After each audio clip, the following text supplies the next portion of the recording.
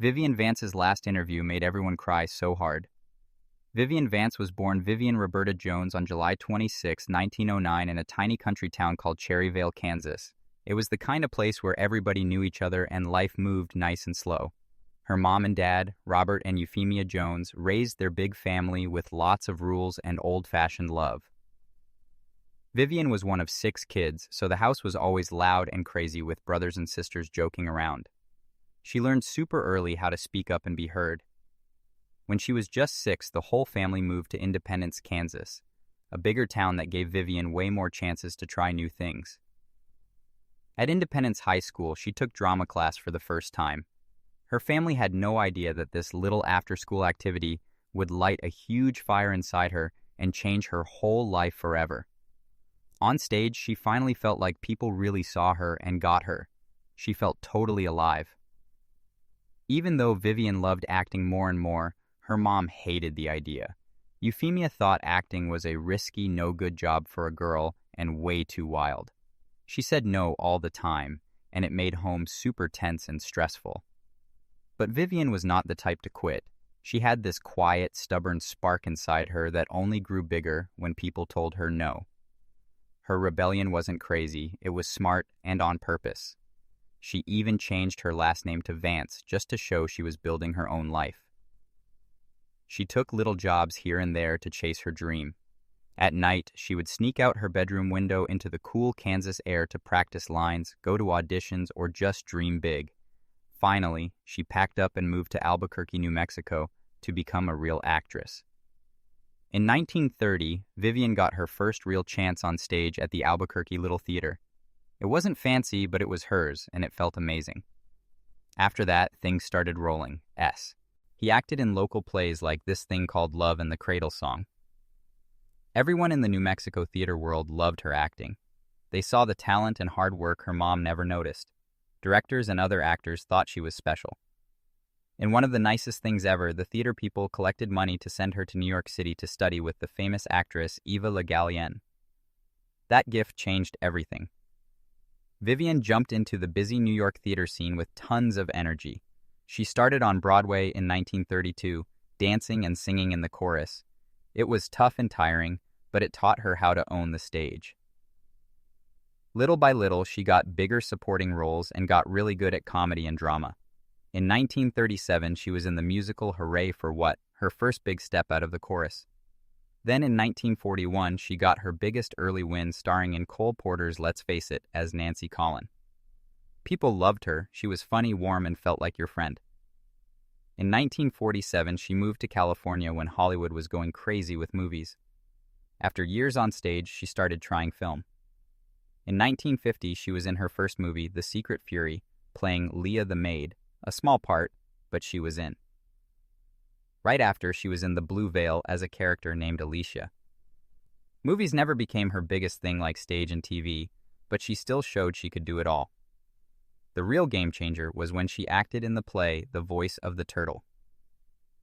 Desi Arnaz and producer Jess Oppenheimer saw her and flipped.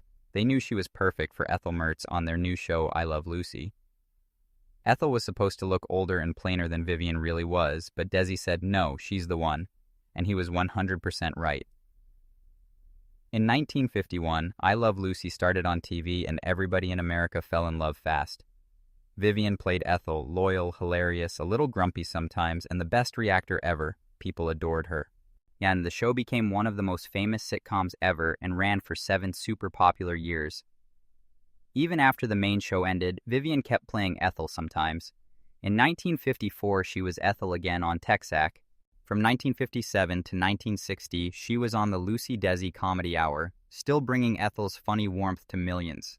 In 1960, when Lucille Ball started The Lucy Show, she begged Vivian to come back. At first, Vivian said no. She was tired of fans only calling her Ethel and forgetting her real name. But then she said yes, only if her character could be named Vivian this time. They agreed, so she got to play a new version of herself and still have that magic with her best friend Lucille Ball. When The Lucy Show finished, Vivian was in the big 1965 comedy movie The Great Race. It even got Oscar nominations, but it didn't make her a huge movie star. From 1968 to 1972, she popped up on Lucille's next show, Here's Lucy, keeping their amazing teamwork alive. She also guest starred on shows like The Red Skelton Show, Guestward Ho, Off to See the Wizard, and Rhoda. In 1972, she voiced a character in the animated special The Lorax, another cool thing she could do. In the next few years, she did more TV specials like The Front Page, The Great Houdini, and Getting Away from It All. One last time, she played her famous character, now called Vivian, ex-Ethel, in the special Lucy Calls the President. Her very last TV role was in 1978 on the show Sam. That closed her long, awesome career. Vivian Vance's real life had as many ups and downs as her characters. She had lots of boyfriends and got married 4 whole times. Each marriage was its own big chapter. Her first marriage in 1928 was to a guy named Joseph Danick Jr. She was young, full of dreams, and thought marriage would feel safe. But chasing acting plus young love was too hard, and after 3 years, they divorced. It taught her early that her dream would ask for big sacrifices. In 1933, she married George Koch. She was more sure of herself now, but show business kept pulling her all over the place. They lasted several years through good and times, but her crazy schedule finally broke them up in 1940. Her third marriage was to actor Philip Ober in 1941. It lasted almost 20 years and was the hardest one. At first, it felt perfect. Both actors, both excited. But later, their personalities clashed. Hollywood was stressful, and the I Love Lucy years were extra tough on her. They divorced in 1959 after a long, painful ride. But love came back. On January 16, 1961, Vivian married John Dodds, a calm, kind book publisher. He made her feel safe and happy. They moved to quiet Connecticut, far from Hollywood craziness, and built a peaceful home together. That peaceful time got hit hard when she was diagnosed with cancer. John stayed right beside her for every doctor visit, every scary night. He was her rock. Vivian Vance's last interview is one of those Hollywood moments people still talk about like it's holy. It wasn't just some star chatting about old jobs. Vivian opened her heart in a way she almost never did in public, and by the end, every single person in the room, camera guys, sound guys, the interviewer, was crying. The little room felt super special, like everyone knew this was the last big shine from a lady who brought warmth to a whole generation. She talked soft but strong about her life. "I never thought anyone would remember me," she said, and it hit everyone like a truck. For the lady from the biggest TV show ever, saying that made the room freeze. She talked about growing up simple in Kansas, then the wild Hollywood ride, and how sometimes she felt like the world only wanted Ethel, never Vivian. "People saw me as the funny sidekick who cleaned up messes," she said. "But off camera, I was still figuring out who I really was." It was so honest it stripped away all the famous person stuff and showed the real woman. When she talked about Lucille Ball, her voice shook with love. "Lucy saved my life more than once," she said, and she meant it for real. All the laughs, fights, making up, and deep friendship poured out. She remembered the first I Love Lucy table read, and realizing Lucy got her like nobody else. "We made each other brave," she whispered, and even the interviewer had to look away to wipe tears.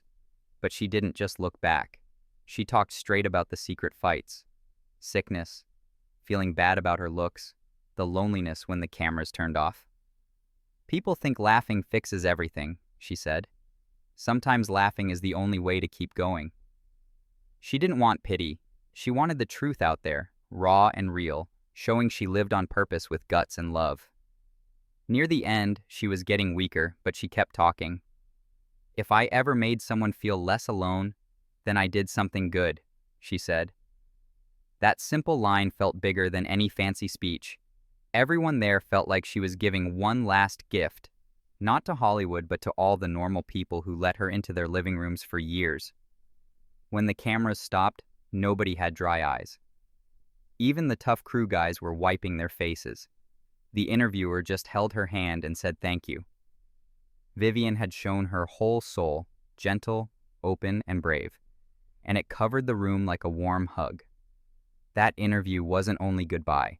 It showed how one honest life can touch people forever. In 1977, Vivian had a stroke that left her partly paralyzed. Her health got worse over the last couple years. She passed away on August 17, 1979,